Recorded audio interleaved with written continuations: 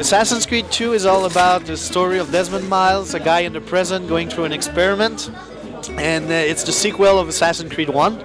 Now he's playing or going back into the life of Ezio Auditore da Firenze, a young nobleman during the Italian Renaissance, who will, because something happened to his family, will have to become a master assassin.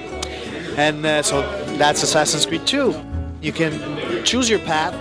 Like while I was showing you this demo, I used a gondola, I use a boat to approach the target, because I knew that with the gondola I won't be attacked because there's no guards on boats. So I used that tactics. I could have used the swimming tactics. I could have gone on the rooftop first and assassinating all the archers before going to my main target. I could have gone the ground level using my ingredients with the crowd, blending in, using the thieves, courtesans, or mercenaries, my helpers, my friends. So again, this idea of freedom is still in AC2, just like it was in the first game, but sometimes we ask players to use specific skills, and something that we actually didn't do a lot in the first game. Yeah, this is something also we're showing here, the fact that you can dye your clothes, you can change the color of the main character just for customization reason, but something you can also use in the game is the fact that you can buy some armors. And the character we're showing today has like big shoulder pads and a big like chest plate, and that changed the visual, but also give you more health points. And so that's another example of the customization factor that we have in AC2. AC1 is AC1. It was done, you know, and it is what it is. For sure, we had a lot of ideas that we couldn't put in the first game. AC2 is pretty close to what we wanted to do at first.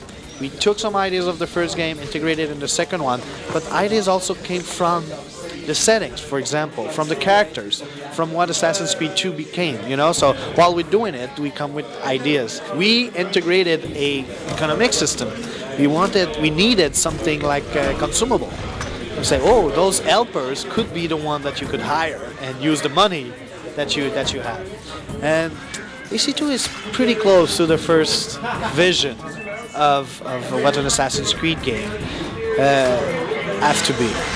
So this idea of like being Ezio, being assassin, is much more well integrated than it was in the first game. So for me, it's really narrative, it's 2.0. But then there's so many. Yes, it's a lot more diversity, a lot more, you know, day and night cycle, for example. Italy is like, it's so beautiful. It's this idea of having to recognize the landmarks much more than in the first game. Assassin's Creed 2 is coming November 17th. It's on PS3 and Xbox 360.